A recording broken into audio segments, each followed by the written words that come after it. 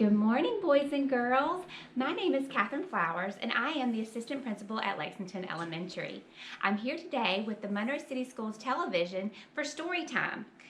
Today, we will be reading the incredible Storybook. And I have a boy and a girl at home, Cruz and Kate, who are 8 and 5. And this was one of my little boy Cruz's favorite books growing up. As you can see, I brought it from home, and it's all kind of beat up and tattered. It has a lot of love. So I hope you love it as much as we did.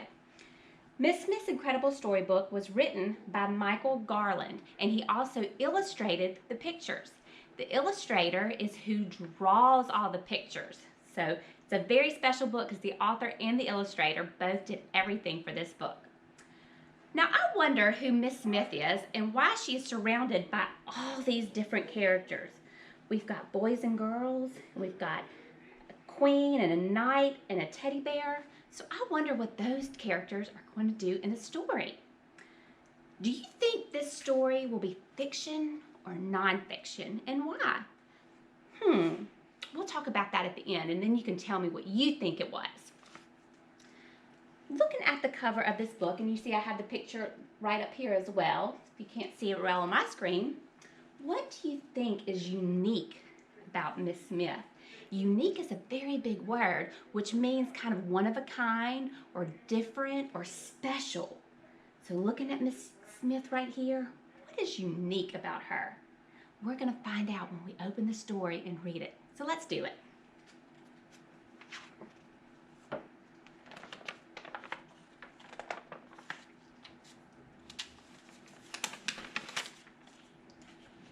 It was the first day of school. Zach was waiting for his teacher to arrive. Boring, boring, he thought. Why would this year be any different from the last one? Then the door swung open. Good morning, class. My name is Miss Smith, and I am your new teacher. So here she is, Miss Smith. I wonder what Zach will think about his new teacher. Miss Smith seemed very different from Zach's other teachers. But the day went along like every school day Zach could remember, until Miss Smith said, "It's story time." When she sat at her desk and started to read from the book she had brought with her, Zach couldn't believe his eyes. The storybook characters came to life, and the classroom was swept up in a swashbuckling pirate tale.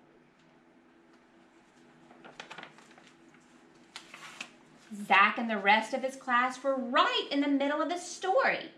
He could feel the breeze in his hair and hear the waves pounding on the side of the ship. Wonder what that means that the boys and girls were in the middle of the story. Looking at the pictures, it sure looks like they're on a pirate ship. Let's see. From then on, Zach couldn't wait to go to school. Every day there was a new story to look forward to. When Miss Smith finished reading, all the characters and adventures whooshed back into her book. On Friday, Principal Rittenrotten stood in front of the class instead of Miss Smith. Miss Smith is stuck in traffic, so she asked me to read to you until she arrives, he announced.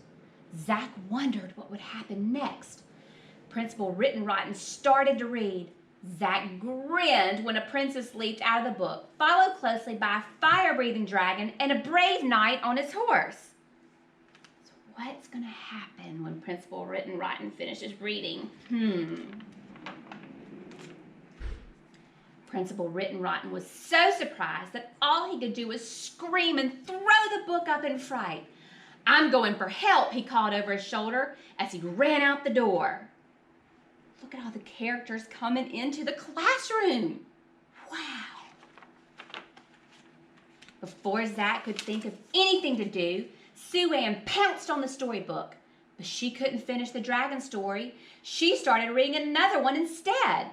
The princess, the dragon, and the knight did not return to the book, but the 3 bears and Goldilocks climbed out. Wonder why all the characters are still in the classroom. Freddie, the class clown, jumped out of his seat and tried to yank the book away. When Sue Ann let go, he tumbled backwards and the book flew across the room. The whole class laughed. Billy caught the book and started reading from a news story. Zack shook his head in amazement when the Mad Hatter, the Cheshire Cat, and Alice popped out to join the others. So let's see, Alice in Wonderland has come too. As the book passed from kid to kid, one character after another flew out of the pages. The classroom was getting very crowded. This is trouble, Zack said to himself. The chaos was beginning to spill out into the halls. Why don't you finish the story? Zack pleaded, but no one was listening. Sounds like Zack is very worried. Wonder how else he's feeling. Miss Smith brought her car to a screeching stop in front of the school.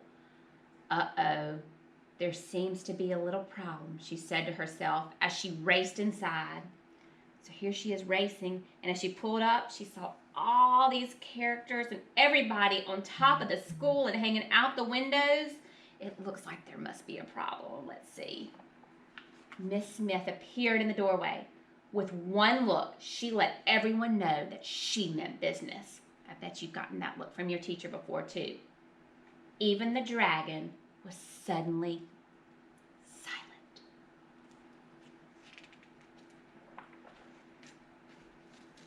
Zack handed the book back to Miss Smith. She ruffled through the pages, adjusted her glasses, and started to read.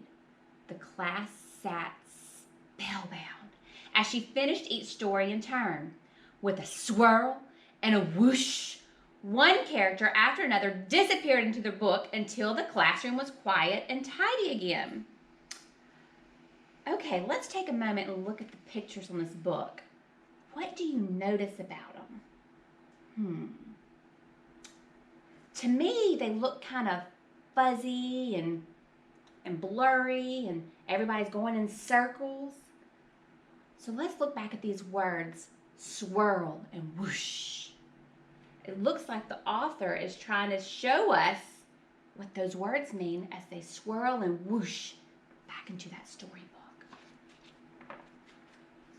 Principal Rittenrotten and a team of firefighters skidded to a halt at the door just as Miss Smith closed her book.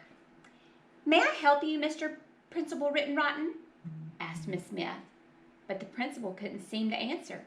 He just stared at the quiet class with his mouth wide open. Miss Smith flashed a secret smile at her class. Zack smiled right back. Who would have ever guessed that reading could be so much fun? Miss Smith. Well, I hope you enjoyed that book as much as my little boy Cruz enjoys it. But let's talk about some things about the book. So earlier I asked you, do you think that this story would be fiction or nonfiction? So put your thinking caps on and think about things you've learned in class about fiction and nonfiction. When we know that fiction, that means that stories are kind of make-believe, or they don't really happen. And nonfiction means it's a true story and all those things really do happen. Now, this book would be a fiction story.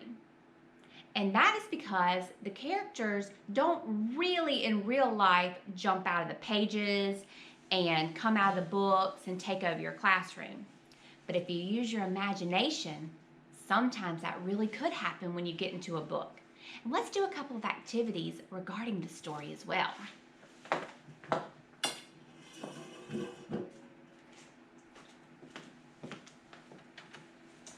Okay, now I know all of you have a very special teacher that you have left at school right now.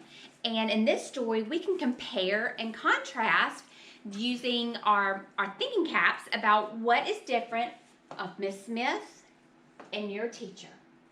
So think of some qualities that Miss Smith has, think of some qualities that your teacher has, and things that would go in the both. I know something that would go in both from our school is that all of our teachers are fun and they love reading and they make books come to life with your imagination.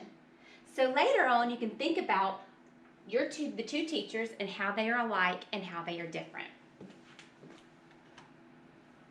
What was your favorite part of the book? I think my favorite part of the book was when they were in a swashbuckling adventure and they got to go on a pirate ship and see the pirates. So whatever your favorite part is, you could get a piece of paper and visualize it and illustrate it, and you can become an illustrator. What was your favorite part? I can't wait to hear all about it. And lastly, this one would be a lot of fun. You can create your own version of Miss Smith. What does he or she look like? In this story, Miss Smith is a woman, but in your class, you might have a male for a teacher. So in your mind, do your own version of Miss Smith. Draw a picture, use colored paper, or any type of materials that you would like to bring your character to life. You can put it on paper like I have here, and just like on the cover of the book, and actually this is a better picture, so I'll show you. She's holding a storybook, just like in this picture. Illustrate your own incredible storybook with Miss Smith, and I promise you, when we come back to school, your teachers will be so excited to see it. Thank you so much for joining us for story time today. I'm Miss Flowers. We miss you. Stay safe. Mwah.